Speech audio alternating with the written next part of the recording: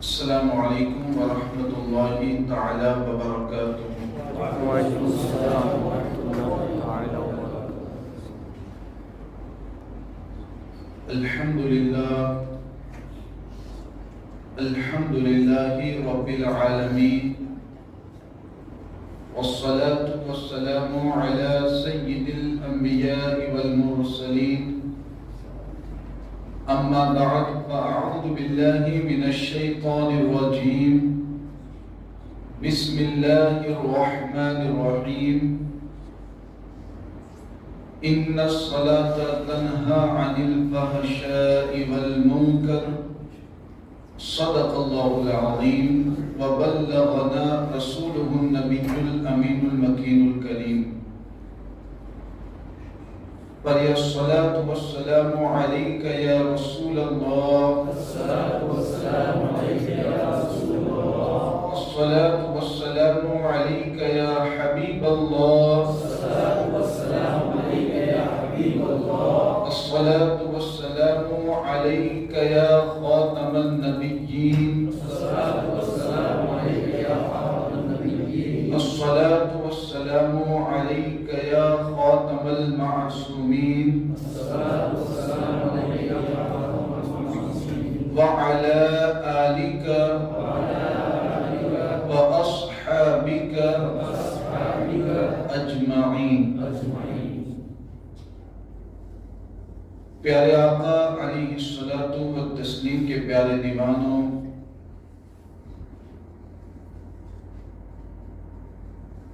آج کی یہ جو نشست ہے وہ یقیناً بہت ہی اہم ہے، اور جتنے بھی حضرات آپ اس میں شریک ہوئے ہیں، یقین جانیں کہ آپ توجہ کے ساتھ اگر آج کی اس محفل میں شرکت فرمائیں گے تو بہت ہی اہم اور ضروری باتوں کی معلومات آپ کو حاصل ہوگی۔ نماز کے تعلق سے جتنی فضیلتیں قرآن کی آیات اور حضور علیہ السلام کی احادیث میں وارد ہوئی ہیں، ان تمام فضیلتوں کو مکمل طریقے پر حاصل کرنے کے لیے ایک بنیادی چیز یہ ضروری ہے کہ اللہ کے رسول علیہ السلام نے جس طریقے سے ہمیں نماز پڑھنا سکھایا،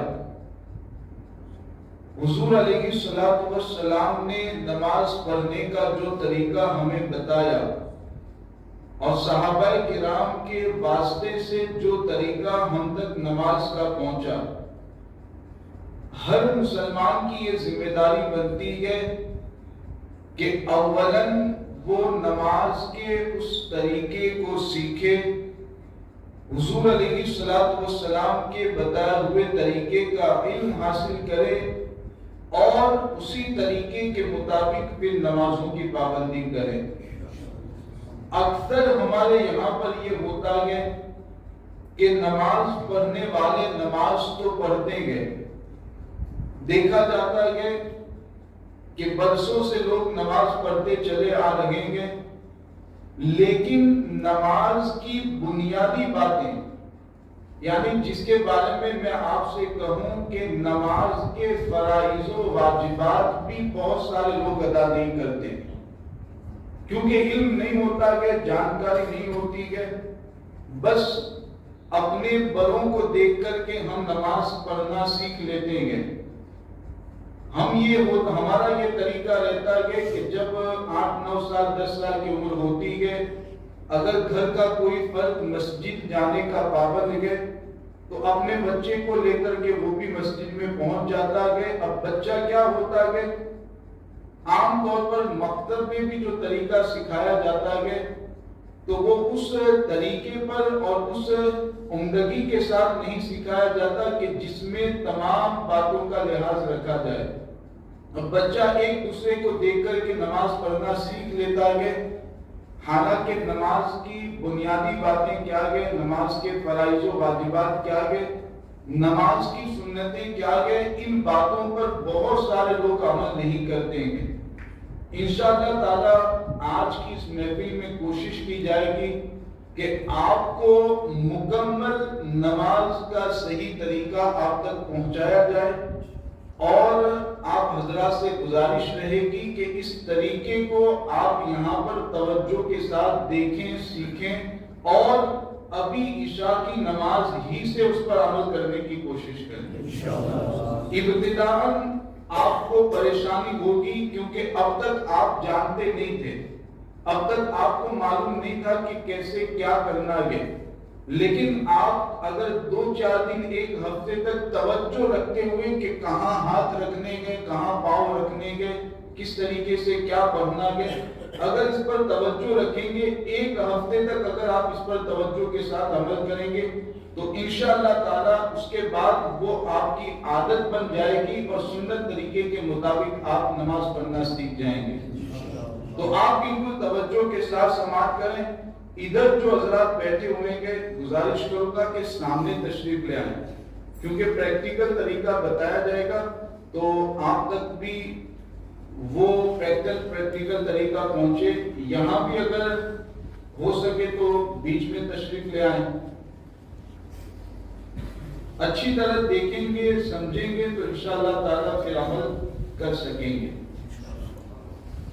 اب بالکل ایسا سمجھیے کہ آپ نماز پڑھنے کے لیے کھڑے ہوئے ہیں، جیسے ابھی عشاء کی 4 رکعت نماز پڑھنی ہے، تو نماز پڑھنے کے لیے کھڑے ہوئے گے، سب یہ اپنے ذہن میں تصور رکھیں۔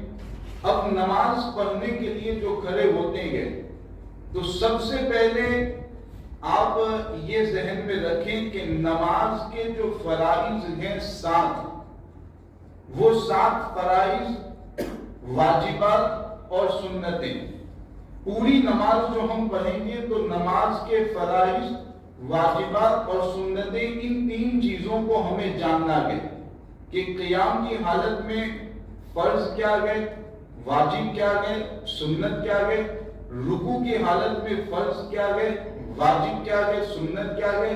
اس طرح نماز کی ہر حالت میں فرائض، واجبات اور سنتیں، ان 3 چیزوں پر ہمیں توجہ رکھنی ہے، اور توجہ رکھتے ہوئے پھر عمل کرنا ہے۔ تو سب سے پہلے نماز کے لیے کھڑے ہونا ہے، تو کھڑے ہونے کا طریقہ کیا رہے گا؟ تو آپ توجہ کے ساتھ یہاں پر دیکھیں کس طریقے سے کھڑے ہونا ہے۔ ادھر ہی چہرہ کر دیں۔ اب یہاں پر دیکھیں، یہ سمجھیے کہ یہ میرے پاؤں ہیں۔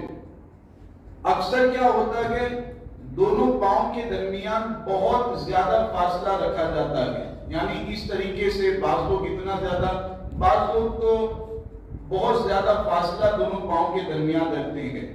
حالانکہ سنت طریقہ کیا ہے، یہ پاؤں کی جو آگے والی انگلیاں ہیں، تو یہ پنجے کے، دونوں پنجے کے درمیان 4 انگلیوں کا فاصلہ لگے، دونوں پنجوں کے درمیان 4 انگلیوں کا فاصلہ لگے، اور پاؤں تھوڑے کراس رکھنے۔ اکثر لوگوں کو دیکھا جاتا ہے کہ پاؤں سیدھے رکھتے ہیں، تو سنت طریقہ یہ نہیں کہ پاؤں کو اس طریقے سے کراس رکھنا ہے، اور دونوں پاؤں کی انگلیوں کے درمیان 4 انگلیوں کا فاصلہ لگے۔ اس طور پر آپ کو کھڑا ہونا ہے، یہاں پر آپ دیکھ سکتے ہیں، تھوڑا کراس پاؤں رکھنا ہے، اس طریقے سے آپ یہ دیکھیں، بالکل اس کو توجہ سے دیکھنا، اس طرح کراس رکھنا ہے، اور انگلیوں کے درمیان کتنا فاصلہ رکھنا ہے، یہ 4 انگلیاں جو ہے، تو اتنا فاصلہ رکھنا، اور اس طرح تھوڑے پاؤں کو کراس رکھنا، یہ سنت طریقہ ہے جب آپ نماز کے لیے کھڑے ہوں۔ تو اولاً تو اس کا لحاظ رکھنا ہے کہ کھڑے ہونے کا یہ طریقہ آپ ذہن میں رکھیں، اور ابھی عشاء کی نماز پڑھنے کے لیے جب آپ کھڑے ہوں تو اس بات کو ذہن میں رکھتے ہوئے آپ نماز کے لیے کھڑے رہیں۔ اب جب آپ نماز شروع کرنے جائیں گے تو نماز کے شرائط میں سے ایک شرط آپ جانتے ہوں گے کہ نیت کرنی ہے۔ یہ شرط نماز کے شرائط میں سے ایک شرط ہے، نیت کرنی ہے۔ تو نماز میں شروع کرنے سے پہلے نیت کرنے کا مسئلہ اور نیت کرنے کے حوالے سے بہت سے لوگ یہ سمجھتے ہیں کہ زبان سے نیت کرنا ضروری ہے. بہت سارے لوگ سمجھتے ہیں، حالانکہ زبان سے نیت کرنا ضروری نہیں ہے، بلکہ آپ کے دل میں یہ ارادہ ہونا چاہیے کہ آپ کون سی نماز پڑھنے کے لیے کھڑے ہوئے ہیں. بس اتنا ارادہ آپ کے دل میں ہے. اگر زبان سے نیت نہیں بھی کرتے ہیں تب بھی نماز آپ کی صحیح ہوگی. تو نیت کرنے کا مطلب کیا ہوگا؟ زبان سے نیت کرنا ضروری نہیں ہے، اگر کرتے ہیں تو بہتر اور مستحب ہے. اگر کرنا چاہتے ہیں اردو میں، عربی میں، گجراتی میں، کسی بھی زبان میں نیت کرنا چاہتے ہیں کر سکتے ہیں، بہتر اور مستحب ہے، لیکن ضروری نہیں ہے. یہاں پر ہوتا کیا ہے، بہت سارے لوگ سمجھتے ہیں کہ نیت تو ہمیں کرنی ہے. اب امام صاحب رکوع کی حالت میں ہیں، ہم نماز پڑھنے کے لیے آئے، امام کے پیچھے جماعت میں شامل ہونا ہے. اب یہ تصور ذہن میں رہتا ہے کہ زبان سے نیت کرنی ہے. یہ تصور ذہن میں ہے تو پہلے کیا کریں گے؟ سیدھے کھڑے ہو کر کے زبان سے نیت کرنے جائیں گے. اتنے میں کیا ہوگا؟ زبان سے نیت کر رہے ہیں، امام صاحب رکوع سے کھڑے ہو گئے. اب 3 تسبیح کی برابر، 5 تسبیح کی برابر امام صاحب رکوع میں رہیں گے. آپ زبان سے نیت کرنے جائیں گے تو پھر امام صاحب کو رکوع کے حالت میں پانا یہ مشکل ہو جائے گا. تو یہ کیوں ہوتا ہے؟ ذہن میں ایک تصور اور خیال بیٹھا ہوا ہے کہ زبان سے نیت کرنا ضروری ہے.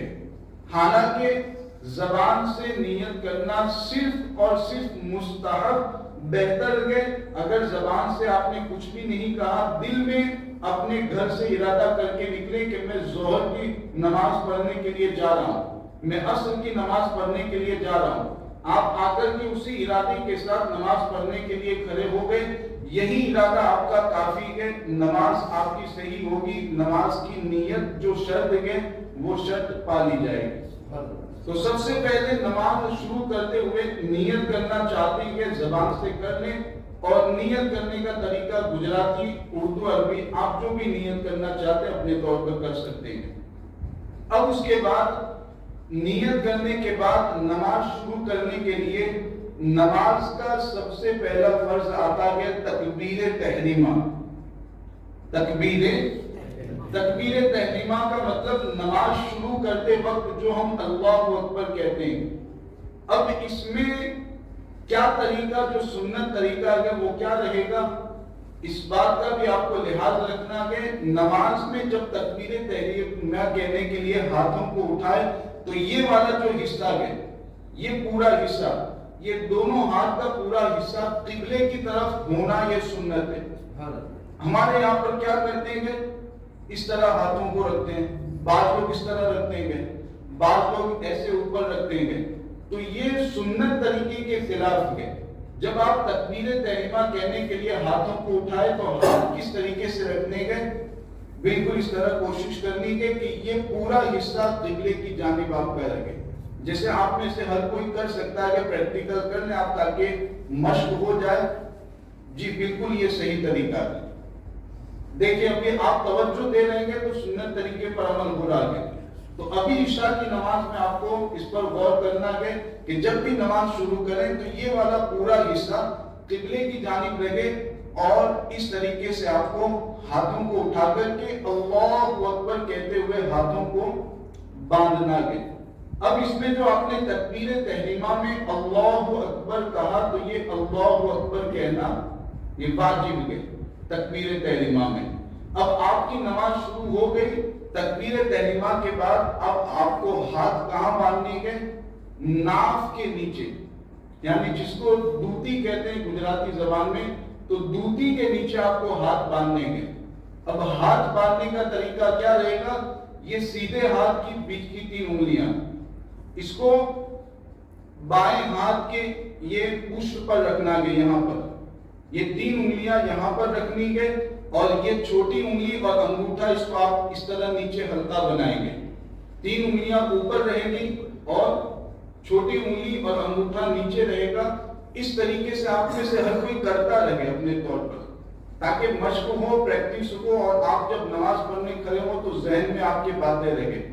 تو آپ کو ہاتھ باندھنے کے لیے کیا کرنا ہے؟ اس طرح 3 انگلیاں اوپر رکھیں گے، 2 انگلیاں انگوٹھا اور چھوٹی انگلی نیچے رکھیں گے، اور پھر اس کو ناف کے نیچے باندھیں گے. یہ ناف کے نیچے بھی باندھنے میں بہت سارے لوگ اوپر رکھتے ہیں، تو یہ خلاف سنت ہے. سنت طریقہ یہی ہے کہ ناف کے نیچے رکھا جائے، مرد کے لیے سنت طریقہ ہے. اب آپ نے نماز شروع کی تو نماز شروع کرنے میں سب سے پہلے ہم کیا پڑھتے ہیں؟ ثنا. اب یہاں پر بچپن سے عادت رہتی ہے تو بعض لوگ کیا کرتے ہیں؟ ثنا پڑھتے وقت ثنا زبان سے بولتے ہیں، پھر سبحانک اللہم پڑھتے ہیں. یہ عادت ہوتی ہے کچھ لوگوں کی. تو ثنا زبان سے بولنا نہیں ہے، سیدھا سبحانک اللہم کہہ کر کے ثنا پڑھنا شروع کر دینا ہے. ثنا پڑھنے کے بعد اعوذ باللہ من الشیطان الرجیم پڑھیں گے. اس کے بعد بسم اللہ الرحمن الرحیم پڑھیں گے. یہ تینوں چیزیں پڑھنا سنت مستحبہ ہے. ثنا پڑھنا، اعوذ پڑھنا، اعوذ باللہ پڑھنا، بسم اللہ پڑھنا، یہ تینوں چیزیں سنت مستحبہ ہے. اگر نہیں بھی پڑھیں گے تب بھی نماز صحیح ہو جائے گی، لیکن پڑھنا بہتر ہے. اگر وقت گئے تو پڑھنا ہے. اس کے بعد اعوذ باللہ بسم اللہ کے بعد سورہ فاتحہ پڑھیں گے. مکمل سورہ فاتحہ پڑھنے کے بعد اخیر میں آمین کہنا ہے. تو سورہ فاتحہ پڑھنا یہ واجب ہے. ایک حرف ایک لفظ بھی اس کا چھوٹ جائے گا تو پھر واجب کا ترک لازم آئے گا، واجب کا چھوڑنا لازم آئے گا. تو سورہ فاتحہ پڑھنا واجب. آمین کہیں گے. آمین کہنے کے بعد اگر کوئی نئی سورت پڑھ رہے ہیں، عام طور پر ہمارے یہاں ہی ہوتا ہے کہ نئی سورت ہی پڑھتے ہیں، تو کوئی نئی سورت آپ شروع کرتے ہیں تو اس سے پہلے بسم اللہ الرحمن الرحیم پڑھنا یہ بھی سنت مستحبہ ہے، بہتر ہے. بسم اللہ پڑھنے کے بعد جو بھی سورت آپ کو پڑھنی ہے آپ اس سورت کو پڑھ لیں. یا پھر اگر مکمل سورت نہیں پڑھنی ہے تو 3 چھوٹی چھوٹی آیتیں پڑھ لیں، یا ایک بڑی آیت پڑھ لیں کہ جو 3 چھوٹی آیتوں کے برابر ہو جائے. تو اس طریقے سے ایک بڑی آیت یا 3 چھوٹی آیت پڑھنا یہ بھی نماز کے واجبات میں سے ہے.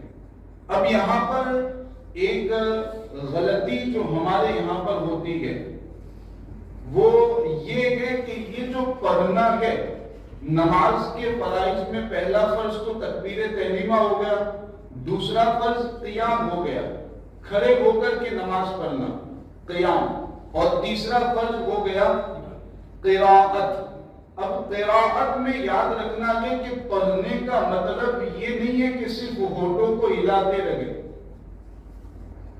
اکثر عوام کیا کرتی ہے، اس طریقے سے وہ پڑھتی ہے کہ صرف ہونٹ ہل رہیں گے، آواز بالکل نہیں نکلتی ہے.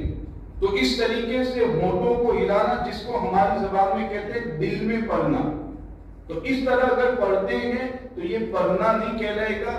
آپ سورہ فاتحہ پڑھتے ہیں واجب ادا نہیں ہوگا، سورت ملاتے ہیں اس طرح پڑھیں گے تو واجب فرض ادا نہیں ہوگا، نماز ہی صحیح نہیں ہوگی. پڑھنے کا مطلب کیا ہوتا ہے کہ کم سے کم اتنی آواز رکھیں کہ اگر کوئی بھی شور نہیں ہے، کوئی بھی آواز دوسری نہیں ہے، تو اتنی آواز ہو کہ آپ کے کانوں تک آواز پہنچے. ہاں اگر پنکھے کا شور ہے یا دوسرا شور ہے، دوسری آواز ہوتی ہے، آپ پڑھ تو رہی آواز سے لیکن آپ کے کانوں تک شور کی وجہ سے آواز نہیں پہنچ پاتی ہے، تب بھی آپ کی نماز صحیح ہوگی، پڑھنا صحیح ہوگا. تو کم سے کم اتنی آواز ہونا یہ ضروری ہوتا ہے.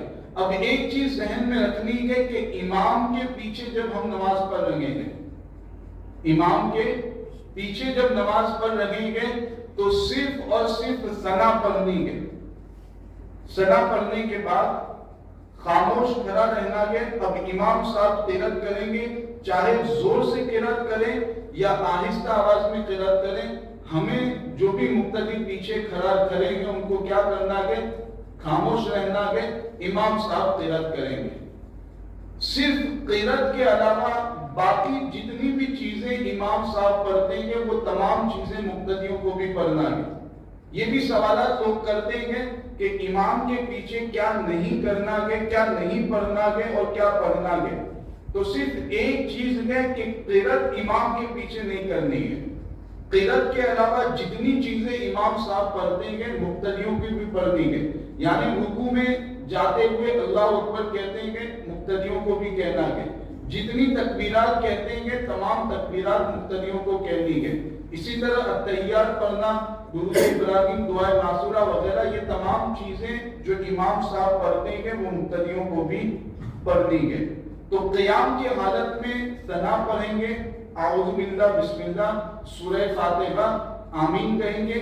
اس کے بعد اگر کوئی نئی سورت پڑھتے ہیں بسم اللہ الرحمن الرحیم کہیں گے، نئی سورت ملا کر کے پھر اللہ اکبر کہتے ہوئے رکوع میں چلے جائیں گے۔ اب رکوع میں سنت طریقہ کیا رہے گا، آپ بالکل پریکٹیکل اچھی طریقے سے دیکھیں اور اس پر عمل کی کوشش کریں۔ یہ جو ہاتھوں کی انگلیاں ہیں اس طریقے سے رکھنا ہے، بالکل کھلی ہوئی انگلیاں رکھنا ہے، اور یہ مان لیجیے کہ گھٹنا ہے تو گھٹنے پر اس طرح کھلا ہوا اس کو رکھنا ہے۔ آپ دیکھیں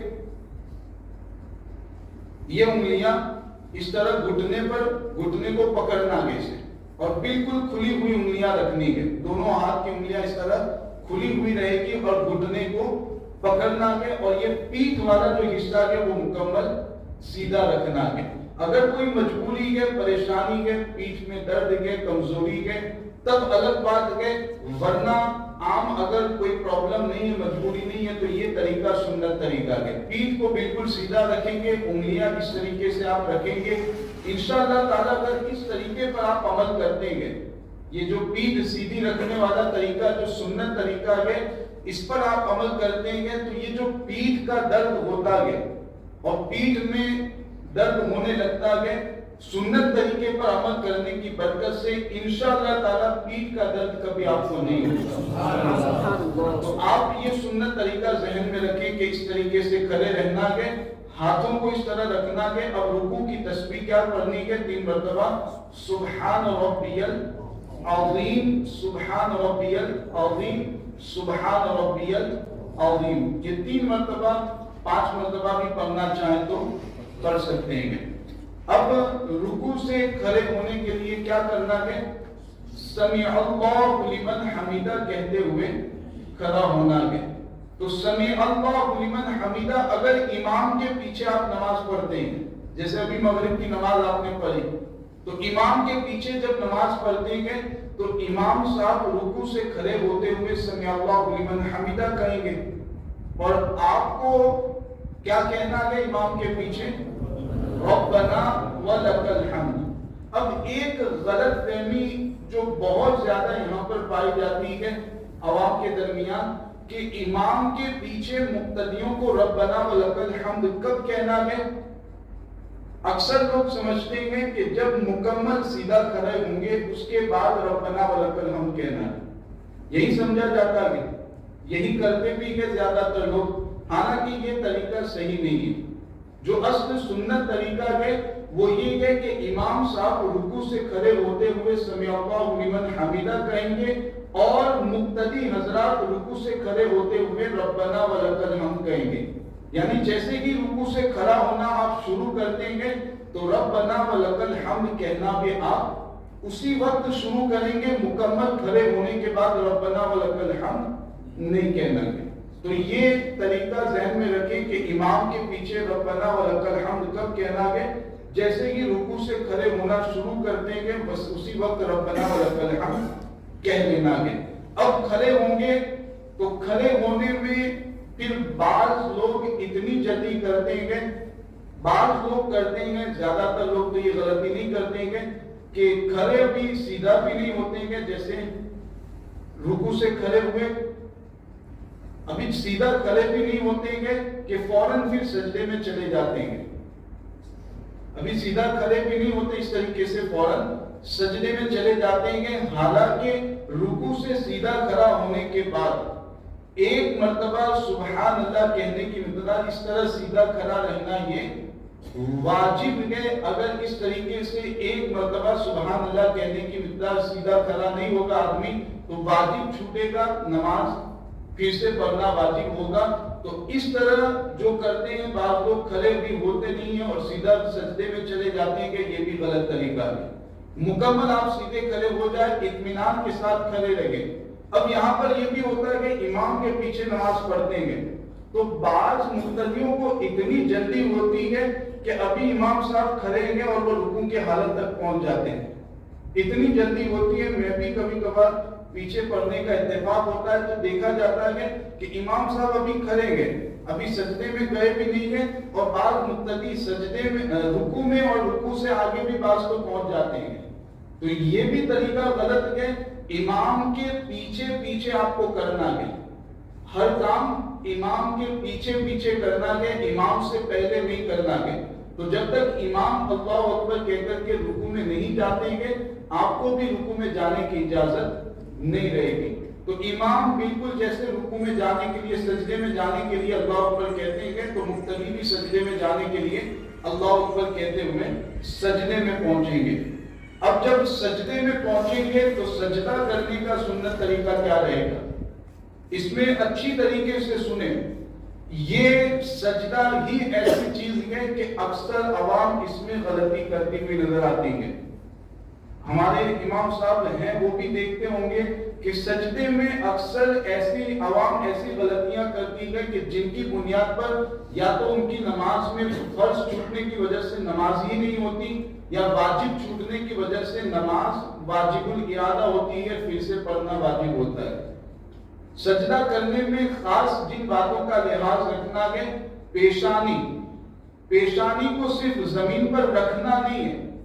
اکثر کیا سمجھتے ہیں، پیشانی کو صرف زمین پر رکھنا ہے، رکھنا نہیں ہے، پیشانی کو دبانا ہے، پیشانی پر زور دینا ہے، دبانا ہے۔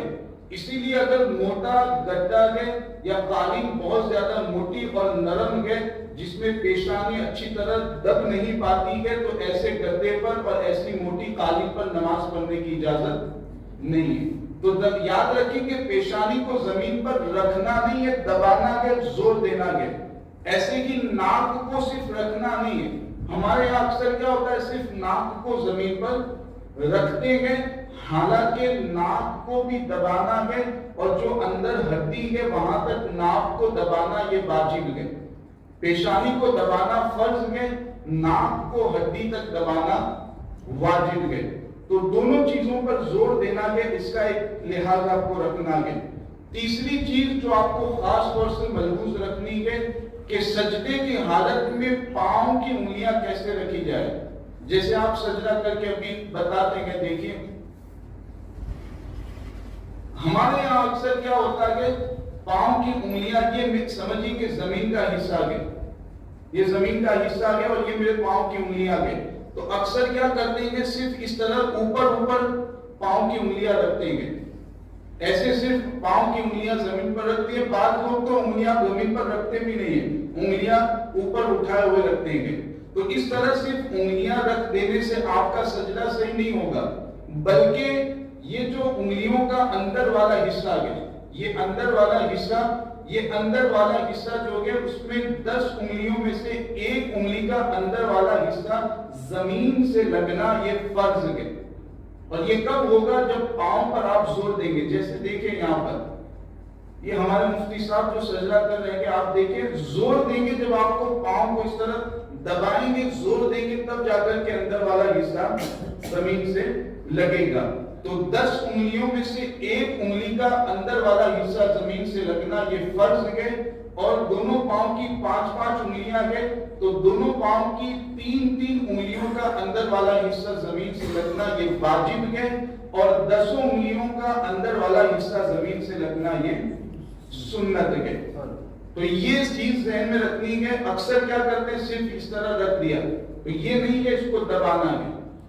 ٹھیک، تو آپ اس بات 3 چیزوں کا لحاظ خاص طور سے رکھنا ہے، پیشانی کو دبانا ہے، ناک کو دبانا ہے، اور 10 انگلیوں کو اچھی طریقے سے دبا کر کے اندر والا حصہ زمین سے لگانا ہے۔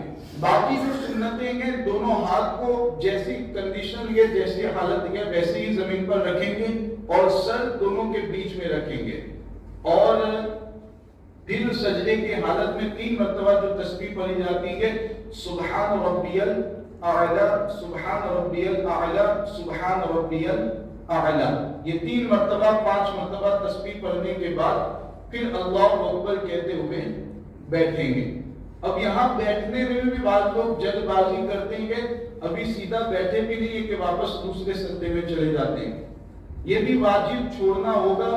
ایک سجدہ کرنے کے بعد اچھی طرح بیٹھنا اطمینان سے، اور 1 مرتبہ سبحان اللہ کہنے کی مقدار سیدھا بیٹھنا، یہ بھی نماز کے واجبات میں سے ہے۔ تو سیدھا اطمینان سے بیٹھیں، پھر دوسری مرتبہ اللہ اکبر کہتے ہوئے سجدے کی حالت میں پہنچے۔ اس طرح 2 سجدے جب مکمل ہوں گے، اللہ اکبر کہتے ہوئے دوسری رکعت کے لیے کھڑے ہوں گے۔ اب جب دوسری رکعت شروع کریں گے تو اس میں اعوذ باللہ من الشیطان الرجیم نہیں پڑھنا۔ اب اس میں سیدھے سورہ فاتحہ پڑھنے والے ہیں تو سورہ فاتحہ سے پہلے بسم اللہ الرحمن الرحیم پڑھیں گے، پھر سورہ فاتحہ آمین، اس کے بعد اگر کوئی نئی سورت پڑھتے ہیں تو پھر بسم اللہ نئی سورت پڑھیں گے، رکوع سجدہ کر کے دوسری رکعت کو بھی مکمل کریں گے۔ دوسری رکعت مکمل کرنے کے بعد اب دوسری رکعت کے بعد بیٹھنا ہے، قاعدہ کرنا ہے۔ تو قاعدہ کرنے کا سنت طریقہ یہ ہوتا ہے کہ جو الٹا پاؤں ہے، الٹے پاؤں کو نیچے زمین پر بچھا دیں گے، اسی پر بیٹھیں گے، اور یہ سیدھا پاؤں جو ہے اس کو اس طریقے سے کھڑا رکھیں گے، انگلیاں نیچے دبا کر کے رکھیں گے اور سیدھا پاؤں کھڑا رکھیں گے۔ یہ سنت طریقہ ہے۔ ہاں اگر کسی کو کوئی مجبوری ہے، پرابلم ہے، بیماری ہے، وہ پاؤں اس طرح نہیں رکھ پاتا ہے، تو اگر پاؤں پھیلا کر کے بھی رکھتا ہے یا بچھا دیتا ہے سیدھا پاؤں، تب بھی کوئی حرج نہیں ہے۔ لیکن اگر مجبوری نہیں ہے تو پھر سیدھے پاؤں کو اس طرح کھڑا رکھیں جیسے سجدے کی حالت میں رکھتے ہیں، اور الٹے پاؤں کو بچھا کر کے اسی پر بیٹھ جانا ہے۔ پہلا قاعدہ یہ کہیں کہ اس کو پہلے قاعدے میں صرف اور صرف التحیات پڑھنی ہے، صرف اور صرف التحیات پڑھنی ہے۔ ہاں اگر نفل نماز ہے یا سنت غیر موقدہ نماز ہے، جیسے عصر کی 4 رکعت سنت غیر موقدہ ہے، عشاء کی 4 رکعت سنت غیر موقدہ، تو اگر نفل نماز 4 رکعت پڑھ رہے ہیں یا سنت غیر موقدہ 4 رکعت پڑھ رہی ہے، تو اس میں جو پہلا قاعدہ کرتے ہیں اس میں التحیات کے ساتھ ساتھ درود ابراہیم اور دعائے معصورہ بھی پڑھتے ہیں، تو یہ بہتر ہے، ضروری نہیں ہے۔ بہت سارے لوگ ایسے ہوں گے جو کہیں گے کہ اب تک تو ہم صرف التحیات پڑھتے آئے گے، ہمیں تو مسئلہ معلوم ہی نہیں تھا۔ تو آپ کی وہ سنت غیر موقدہ نماز، وہ نفل نماز صحیح ہو گئی، پڑھنا ضروری نہیں ہے، لیکن بہتر یہ ہے کہ التحیات کے ساتھ درود ابراہیم اور دعائے معصورہ بھی پڑھیں۔ کون سی نمازوں میں؟ نفل اور سنت غیر موقدہ میں۔ سنت موقدہ ہو، واجب ہو یا فرض نماز ہو، تو اس میں پہلے قاعدے میں صرف اور صرف التحیات پڑھنی ہے، اور التحیات پڑھنے کے بعد اللہ اکبر کہتے ہوئے تیسری رکعت کے لیے کھڑے ہو جانا ہے۔ اب تیسری اور چوتھی رکعت اگر آپ پڑھتے ہیں تو یاد رکھیں کہ فرض نماز میں جتنی بھی فرض نماز کے 4 رکعت والی ہو یا 3 رکعت والی ہو، تو تیسری اور چوتھی میں فرض نماز میں صرف اور صرف سورہ فاتحہ پڑھنی ہے۔ تیسری اور چوتھی فرض نماز میں صرف اور صرف سورہ فاتحہ پڑھنی ہے۔ ہاں یہ بھی ذہن میں رکھیں کہ اگر سورہ فاتحہ کے ساتھ غلطی سے آپ نے سورت ملا دی، یاد نہیں رہا، غلطی سے سورت ملا دی، تو نماز آپ کی ہو جائے گی، سجدہ سہو کرنے کی بھی ضرورت نہیں، نماز کو دوبارہ پڑھنے کی بھی ضرورت نہیں ہے۔ لیکن مسئلہ یہی ہے کہ فرض کی تیسری اور چوتھی رکعت میں صرف اور صرف سورہ فاتحہ پڑھیں گے۔ فرض کے علاوہ جتنی نمازیں ہیں، واجب وتر کی واجب نماز ہو یا سنت موقدہ ہو، سنت غیر موقدہ ہو، نفل ہو، ان میں تیسری اور چوتھی میں بھی سورہ فاتحہ کے ساتھ سورت بھی ملانی ہے، اور سورت ملا کر کے پھر رکوع سجدہ کر کے تیسری اور چوتھی رکعت کو مکمل کرنا ہے۔ آخر میں جب چوتھی رکعت میں قاعدہ کریں گے تو اس میں بھی بیٹھنے کا وہی طریقہ رہے گا جو پہلے بتایا گیا التحیات پڑھیں گے، اس کے بعد درود ابراہیم پڑھیں گے، اس کے بعد دعائیں معذورہ پڑھیں گے، دعائیں معذورہ پڑھنے کے بعد نماز کو مکمل کرنا ہے۔ اب نماز کو مکمل کرنے کا جو سنت اور صحیح طریقہ ہے وہ یہی ہے کہ ایک جانب آپ جب سلام پھیرے تو نگاہوں کو کہاں پر رکھیں گے؟ کندھوں پر رکھنا ہے۔ دوسری جانب بھی سلام پھیرتے ہیں تو نگاہوں کو کندھوں پر رکھنا، یہ سنت طریقہ ہے۔ اور یہ جو دونوں جانب سلام پھیرتے ہیں تو اس میں السلام کہنا یہ واجب ہوتا ہے، لفظ السلام کہنا واجب ہے، باقی جو مکمل کہتے ہیں یہ کہنا سنت اور مستحب ہے، لیکن السلام کہنا واجب ہے۔ داہنی جانب سیدھی جانب سلام پھیریں گے، اس کے بعد بائیں جانب سلام پھیریں گے، تو اس طریقے سے نماز مکمل کرنی ہے۔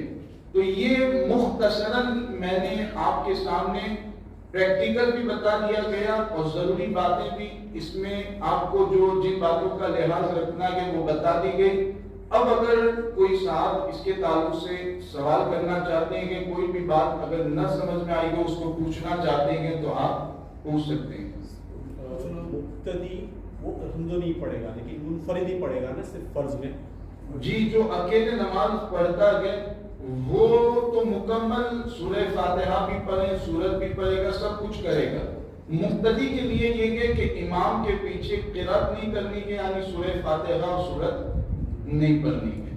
وہ لوگ بیٹھ کر نماز پڑھتے ہیں، جی، اشارے سے نماز پڑھتے ہیں، تو اس کا طریقہ کیا ہے؟ تک چکے گا۔ یہ اچھا سوال مفتی صاحب نے کیا ہے، کیونکہ بہت سارے لوگ اب اشارے سے جب نماز پڑھتے ہیں، یہاں پر ایک بات یہ بھی عرض کر دوں کہ ہمارے بہت سارے مسلمان بھائیوں اور بہنوں میں ایک بات ذہن میں بیٹھی ہوئی ہے کہ نفل نماز کا مطلب کیا ہے؟ بیٹھ کر پڑھنا ہے۔ یہ بہت سارے لوگ مکتب سے سکھاتے ہیں، ہاں، مکتب والے بھی یہ بات بچوں کے ذہن میں پہلے سے ڈال دیتے ہیں اور دیکھ کر کے، اور یہ ایک مسئلہ بتایا جاتا ہے کہ ہاں نفل نماز بیٹھ کر کے پڑھ سکتے ہیں، تو بہت سارے لوگوں کو میں خود دیکھتا ہوں کہ وہ آرام سے کھڑے ہو کر کے پڑھنا چاہیں تو پڑھ سکتے ہیں، لیکن پھر بھی بیٹھ کر کے نفل نماز پڑھتے ہیں۔ کوئی حرج نہیں ہے، بیٹھ کر کے بھی نفل نماز پڑھتے ہیں، نماز صحیح ہو جائے گی۔ لیکن اگر کھڑے ہو کر پڑھنے کی طاقت آپ کے اندر ہے، پھر بھی بیٹھ کر کے نفل نماز پڑھتے ہیں، تو اللہ کے رسول علیہ الصلوۃ والسلام کے ارشاد کے مطابق اگر کھڑے ہو کر کے نفل نماز آپ پڑھتے تو جتنا ثواب آپ کو ملتا بیٹھ کر کے نفل نماز پڑھنے میں اس کا آدھا ثواب ملے گا۔ یہ حضور علیہ الصلوۃ والسلام کی حدیث پاک کا مفہوم میں آپ کے سامنے پیش کر رہا ہوں۔ تو یاد رکھیں کہ اگر طاقت ہے، اگر کھڑے ہو کر پڑھنے میں کوئی پرابلم اور مجبوری نہیں ہے تو نفل نماز بھی بہتر یہی ہے کہ کھڑے ہو کر کے ادا کریں۔ بہرحال اگر بیٹھ کر کے نفل نماز پڑھتے ہیں یا کوئی ایسا ہے کہ جس کو بیٹھ کر کے نفل نماز پڑھنے کی شریعت، یہ بیٹھ کر کے فرض پڑھنے کی شریعت نے اجازت دی ہے، کوئی مجبوری کی وجہ سے بیٹھ کر کے اشارے سے اس کو نماز پڑھنا ہے، تو اب اس میں تکبیر کہنے کا تو وہی طریقہ رہے گا جو کھڑے ہو کر کہتے ہیں، ہاتھ بھی دونوں ہاتھ ناف کے نیچے باندھنے گے۔ اب اس کے بعد رکوع کرنا ہے، تو رکوع کرنے کا طریقہ کیا رہے گا؟ آپ ذرا اس چیز کو دیکھیں، اس طرف منہ کر لیں۔ اب اس میں اکثر غلطی کرنے والے کرتے ہیں، بعض اہل علم بھی اس میں غلطی کیا کرتے ہیں، رکوع میں کتنا زیادہ جھکتے ہیں، اس طریقے سے جھکتے ہیں اور سمجھتے ہیں کہ اتنا زیادہ جھکنا یہ صحیح طریقہ ہے، سنت طریقہ ہے۔ پھر سے ایک مرتبہ آپ کر کے بتائیں، اس طرح جھکتے ہیں رکوع کی حالت میں نفل نماز جب پڑھتے ہیں، اکثر آپ نے یہ دیکھا ہوگا، حالانکہ یہ سنت طریقہ نہیں ہے۔ سنت اور صحیح طریقہ کیا ہے؟ بس آپ کو اتنا جھکنا ہے، یہ دیکھیں پیشانی والا حصہ گھٹنے کے مقابل گھٹنے کے برابر آ جائے، یہ پیشانی گھٹنے کے برابر میں آ جائے، بس اتنا جھکنا ہے کہ سنت طریقہ ہے، اتنا ہی جھکیں گے آپ کی سنت ادا ہو جائے گی، رکوع سنت طریقے کے مطابق ہو جائے گا۔ بلکہ بہت زیادہ جھکتے ہیں اور پیچھے سے سرین والا حصہ اگر اوپر اٹھتا ہے تو یہ مکروہ تنزیہی ہے، ایسا کرنا بہتر نہیں ہے۔ تو رکوع میں اس بات کا لحاظ رکھیں کہ صرف اتنا جھکنا ہے کہ پیشانی گھٹنوں کے برابر آ جائے. اب رکوع کرنے کے بعد اللہ اکبر کہہ کر کے سیدھا بیٹھیں گے. بیٹھنے کے بعد اللہ اکبر کہتے ہوئے سجدے میں جائیں گے. اگر مان لیجئے کہ کوئی مجبوری ہے, کوئی پریشانی ہے جس کی وجہ سے اشارے سے نماز پڑھنے کی شریعت نے اجازت دی ہے, اشارے سے شریعت نے اجازت دی ہے کہ نماز پڑھیں, تو اب اشارے سے نماز پڑھنے والوں میں آپ نے دیکھا ہوگا کہ کچھ لوگ کیا کرتے ہیں, کرسی لے جائیں گے دیوار کے قریب, اور جب سجدہ کرنا ہوگا تو دونوں ہاتھ دیوار پر رکھیں گے اور پیشانی اور ناک کو دیوار پر رکھیں گے. دیکھا کہ آپ نے اس طرح؟ یا ایک چیز یہ بھی رہتی ہے, جہاں پر تو کرسیاں موجود نہیں ہیں لیکن اسپیشل اس کے لیے کرسی بنائی جاتی ہے جس میں سامنے لکڑے کا تختہ رہتا ہے. اب جب سجدہ کرنا ہوتا ہے تو اسی کے اوپر پیشانی اور ناک رکھتے ہیں, دونوں ہاتھ رکھتے ہیں اور اس کے اوپر سجدہ کرتے ہیں. یعنی یہ سمجھا جاتا ہے کہ پیشانی کو کسی نہ کسی چیز پر رکھنا ہے تبھی جا کر کے ہمارا سجدہ ہوگا. حالانکہ یہ بالکل غلط خیال ہے.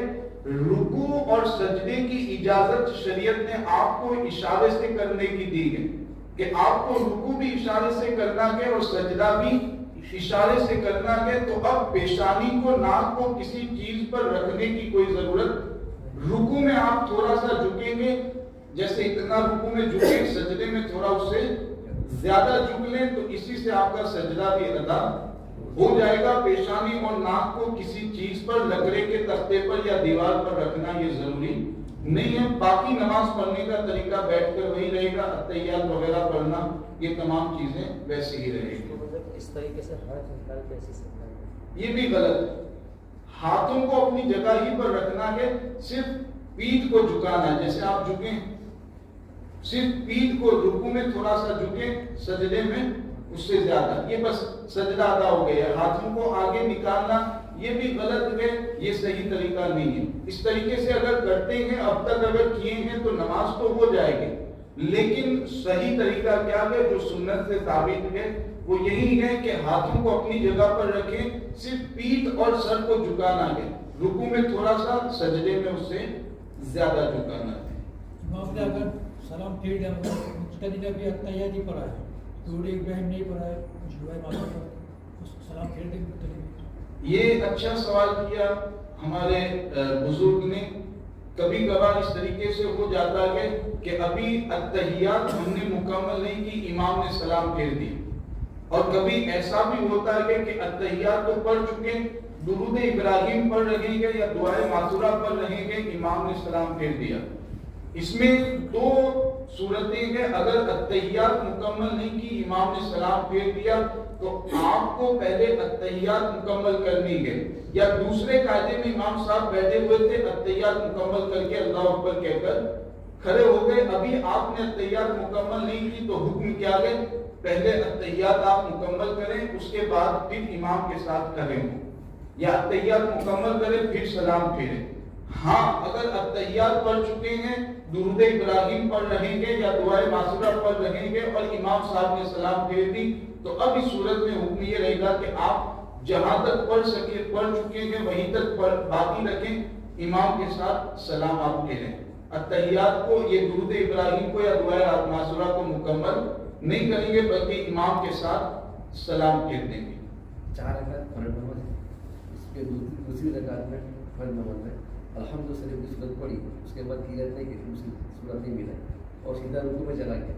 اس کے بعد اگر رکوع میں یاد آ گیا کہ سورہ فاتحہ کے بعد میں نے تو کوئی سورت پڑھی نہیں, کوئی آیت پڑھی نہیں, اگر رکوع میں یاد آ گیا تو حکم یہ ہے کہ رکوع سے واپس سیدھا کھڑا ہو جائے, دونوں ہاتھوں کو باندھ لیں, جو بھی سورت پڑھنی ہے بسم اللہ پڑھ کر سورت مکمل کریں, پھر رکوع کریں, سجدہ کریں وغیرہ کر کے نماز مکمل کریں, اور اخیر میں سجدہ سہو کریں گے. اور اگر رکوع میں یاد نہیں آئے, مان لیجیے کہ رکوع سے سیدھا کھڑا ہو گئے, سجدے میں چلے گئے, اس کے بعد یاد آئے کہ میں نے تو پہلی رکعت میں سورہ فاتحہ کے ساتھ سورت پڑھی نہیں, دوسری رکعت میں ایسا کیا, تو اس طرح اگر رکوع سے کھڑے ہونے کے بعد یاد آتا ہے تو اب حکم یہ رہے گا کہ آپ اپنی نماز کو مکمل کریں اور اخیر میں سجدہ سہو کر لیں, نماز صحیح ہو جائے گی. अगर 4 रकात सुन्नत नमाज पढ़ रहा है या 4 रकात फर्ज पढ़ रहा है या 3 रकात वाजिब पढ़ रहा है, तो पहला जो कायदा होगा उसके अंदर अत्तहियात के बाद में दुरूद इब्राहिम या फिर गलती से अलहम्दु की सूरत चालू कर दी, तो अब इसका क्या हुक्म होगा? दुरूद इब्राहिम अगर पढ़ना शुरू कर दिया और इतना पढ़ दिया अल्लाहुम्मा सल्ली अला मुहम्मद या अल्लाहुम्मा सल्ली अला सय्यिदिना, इतना पढ़ लिया या इससे ज्यादा पढ़ लिया, फिर याद आया कि मैं तो अभी पहले कायदे में बैठा हूं, तो हुक्म ये रहेगा या सूरह फातिहा पढ़ ली, फिर याद आया कि मैं तो पहले कायदे में हूं, तो इस सूरत में अब हुक्म ये रहेगा कि नमाज को मुकम्मल करें और आखिर में सजदे सौ करें। और अभी सिर्फ अल्लाहुम्मा सल्ली इतना ही निकला था कि याद आ गया मैं तो पहले कायदे में हूं, खड़े हो गए, तो अब सजदे सौ करने की जरूरत नहीं है। एक रकात छुट्टी भी होय न फरी स्टार्ट करू होय तो अल्लाह को मुलूक इमाम साहब जब सलाम फेरेंगे तो आप जो अपनी एक रकात छुट्टी हुई है उसको अदा करने के लिए खड़े होंगे तो अल्लाह अकबर कहते हुए खड़े होंगे, अल्लाह अकबर कहते हुए खड़े होंगे। खड़े होने के बाद अगर पहले आपने सना नहीं पढ़ी है तो सना पढ़ लें, औज़ु बिल्लाह बिस्मिल्लाह सूरह फातिहा सूरत मिला करके एक रकात मुकम्मल करके सलाम फेर दें। आप कुछ पूछ रहे थे? वो जी ये देखा गया है हमारी मस्जिद में देखा है, तो इस तरीके से कभी कभी यूँ और मैंने सुना जी खास इस तरह से करते हैं तो क्यों ऐसा, तो कहते हैं कि हज़रत मौला कायनात की रिवायत है इस तरीके से इमाम आज़म का जो मतलब ये इस तरीके से हाथ मारना, तो इस तरीके से हाथ मारना इनका कहना ये है कि हज़रत अली की माने सबसे पहले जो है तो उनको माने, तो इस तरीके से। अब देखें कितना इल्म हो चुका है इनको कि वो अहादीस तमाम अहादीस की किताब पढ़ चुके हैं, अहादीस तमाम उनकी नज़रों के सामने है। हुज़ूर अलैहिस्सलाम ने जो तरीका बताया है तमाम उनके नज़रों के सामने है, और फिर कह रहे हैं कि हज़रत अली की माने या इमाम आज़म की। एक चीज अपने जहन में अच्छी तरह बिठा लें, अपने साथियों तक भी पहुंचाने की कोशिश करें। ये जो हम तकलीद करते हैं इमाम आज़म की या इमाम शाफी की या बाकी इमामों की, तो तकलीद का हरगिज ये मतलब नहीं होता है कि इमाम आज़म अपनी तरफ से कोई बात बयान करते हैं हम उस पर अमल करते हैं, हरगिज ये मतलब नहीं होता। इमाम आज़म वगैरह जितने भी इमाम हैं वो करते क्या है, आप अगर तरीका सुनेंगे तो आप ताज्जुब भी करेंगे और खुशी से झूम उठेंगे। इमाम आज़म रज़ियल्लाहु ताला अन्हु ये जो मसाइल निकालते थे कुरान और हदीस और इजमाए उम्मत के जरिया, तो मसाइल निकालने का तरीका क्या होता था, एक एक मसले पे कई कई दिनों और कई कई महीनों तक गौर किया जाता, उसके बाद कोई मसला मुतय्यन किया जाता कि ये आयत हदीस और इजमा से ये मसला साबित हो रहा है। तो ऐसा नहीं है कि उन्होंने अपनी तरफ से बयान किया है, जितने भी इमाम थे उन्होंने क्या किया है, अल्लाह ताला ने जो उन्हें इज्तिहादी सलाहियत दी थी, उस इज्तिहादी सलाहियत और इज्तिहादी इल्म की रोशनी में उन्होंने क्या किया, कुरान की आयतों में, हुजूर अलैहिस्सलातु वस्सलाम की हदीसों में और सहाबाए किराम के इजमा में गौर व फिक्र किया, और गौर व फिक्र करने के बाद उन्होंने ये मुतय्यन किया कि नमाज पढ़ना है तो हाथों को कैसे रखना है, क़ियाम की हालत में हाथ कैसे रखना है, रुकू में क्या करना है, ये मसला जायज है, ये नाजायज है, इस तरीके से करना है। ये तमाम मसाइल और तमाम बातें जो उन्होंने बताई अपनी तरफ से नहीं बताई, ये वही बातें हैं जो आयात और अहादीस और इजमाए उम्मत में उन्हें नजर आई है। तो ये जहन में रखें कि इमाम आज़म अपनी तरफ से कुछ भी नहीं बयान करते, जो कुछ बयान करते हैं वो कुरानी आयत और अहादीस और इजमाए उम्मत की रोशनी ही में बयान करते हैं।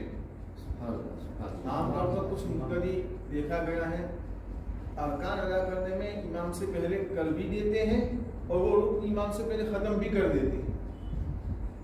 जैसे मसलन सजदे में गए तो इमाम साहब से पहले सजदे में भी पहुंच जाते हैं, अभी इमाम ने अल्लाहु अकबर कहना शुरू किया कि वो सीधे बैठ भी जाते हैं। और ख़ास तौर पर सलाम फिरने के वक्त ऐसा होता है, कभी तो इमाम دوسری سلام پھیرنا شروع کرتا ہے اور وہ سلام پھیر بھی چکا ہوتا ہے, سلام پھیرنے کے بعد بیٹھ بھی گیا ہوتا ہے اپنی نماز سے بیگانہ ہو کر. کچھ مقتدی اس میں اکثر یہ تو ہوتا ہے کہ ابھی امام رکوع سے سجدے میں نہیں پہنچے کہ اس سے پہلے ہی سجدے میں پہنچ جاتے ہیں, لیکن عام طور پر یہی ہوتا ہے کہ امام صاحب بھی پھر سجدے میں پہنچتے ہیں, وہ مقتدی ابھی سجدے ہی کی حالت میں ہوتا ہے. تو اس طریقے سے اگر امام صاحب سجدے میں پہنچ جاتے ہیں اور مقتدی بھی سجدے کی حالت میں گئے تب تو اس کا فرض ادا ہو جائے گا, لیکن بار بار اس طریقے سے امام سے پہلے رکوع یا سجدہ کرنا یہ مکروہ تحریمی ہے, یہ مکروہ تحریمی ہے, ناجائز ہے, اس کی ہرگز اجازت نہیں ہے. اور اگر جیسا حضرت بتا رہے ہیں کہ کسی نے یہ کیا کہ امام سے پہلے وہ رکن ادا کر لیا, یعنی ابھی امام نے سلام نہیں پھیرا, اس سے پہلے سلام پھیر کر کے وہ فارغ ہو گیا, تب تو اس کا فرض ہی ادا نہیں ہوا, اس کی نماز ہی صحیح نہیں ہوگی. لیکن امام کے ساتھ اگر وہ اس رکن میں شامل ہو جاتا ہے تب تو مکروہ تحریمی ہوگی اگر بار بار ایسا کرتا ہے, لیکن فرض اس کا وہ ادا ہو جائے گا. تو بہت زیادہ احتیاط کی ضرورت ہے, اور یہ بعض لوگوں میں ایسا ہوتا ہے. اب پتہ نہیں ان کو کیا جلدی ہوتی ہے, کیا پریشانی ہوتی ہے, کیا مجبوری ہوتی ہے. بعض لوگ ایسا کرتے ہیں, زیادہ تر لوگ تو امام کی پیروی اور اتباع کرتے ہیں. قاعدے میں ہاتھ کیسے رکھتے ہیں؟ جی قاعدے میں ہاتھ کیسے رکھتے ہیں؟ یہ انگلیوں کا جو حصہ ہے, انگلیوں کا جو حصہ ہے وہ گھٹنے کے قریب رکھنا ہے. جیسے یہ میرا گھٹنا ہے تو اتنا ہاتھ آپ کو ایسے رکھنا ہے کہ انگلیوں والا حصہ گھٹنے سے قریب رکھیں. یہ جو بعض لوگوں کا طریقہ ہوتا ہے کہ گھٹنے کو پکڑتے ہیں, اس طرح آپ نے دیکھا ہوگا کہ پکڑتے ہیں, یہ سنت کے خلاف ہے. انگلیوں کو اس طرح رکھنا ہے کہ انگلیوں کا حصہ گھٹنے کے قریب میں رکھے. بتایا جا رہا ہے کہ وقت ہو چکا ہے, ضروری مسائل اور پریکٹیکل طریقہ جو ضروری باتیں تھی وہ پہنچا دی گئی. اب اگر کوئی سوال آپ کے ذہن میں آتا ہے آپ اس کو نوٹ کر کے. اکثر دیکھا جاتا ہے کہ وہ موڑ کے نماز پڑھتے یا اس لیے نماز ہوتی ہے. اگر اس طرح موڑ کر کے پائجامے کو اوپر کر کے نماز پڑھتے ہیں تو اس کی نماز اس طرح پڑھنے سے مکروہ تحریمی ہوتی ہے, یعنی ایسی نماز کو دوبارہ پڑھنا واجب ہوگا. اس مسئلے کو آپ اس کے بارے میں نماز کی مسائل ہے جی انشاءاللہ حاضر رہیں گے انشاءاللہ. پھر یہ سوالات ہوں گے, اس میں یہ جو کپڑا موڑنے والا جو مسئلہ ہے وہ واضح طور پر اچھی طرح سے ضرور انشاءاللہ, کیونکہ کچھ لوگ دوسروں کے ساتھ گھوم کر اپنے لیے یہ ہوتا ہے. جی انشاءاللہ اس کو تھوڑا سمجھانے کی ضرورت ہے. ضرور آپ حضرات جو بھی آپ کے ذہن میں سوالات پیدا ہو رہے تھے اس کو آپ نوٹ کر لیں, لکھ لیں اپنے موبائل میں, کاپی میں. اور دوسری مرتبہ بھی انشاءاللہ تعالی نماز ہی کا ٹاپک رکھا جائے گا. ابھی تو بہت ساری غلط فہمیاں بھی جو ہمارے یہاں پر پائی جاتی ہیں وہ بھی ہیں, ان کے بارے میں بھی آپ سوالات ہوں گے. تو انشاءاللہ تعالی آپ حاضر رہیں. بہت ہی اہم اور ضروری باتیں بیان کی جائیں گی, اور خاص طور سے ابھی جو نماز کا طریقہ بتایا گیا عشاء کی نماز پڑھتے وقت اس کا خاص لحاظ رکھیں تاکہ نماز سنت طریقے کے مطابق آپ کی ادا ہو. اللہ تعالی ہم سب کو عمل کی توفیق عطا فرمائے. استغفر اللہ ربی من کل ذنب واتوب الیہ. وصلی اللہ تعالی علی خیر خلقہ محمد وعلی آلہ واصحابہ اجمعین برحمتک یا ارحم الراحمین.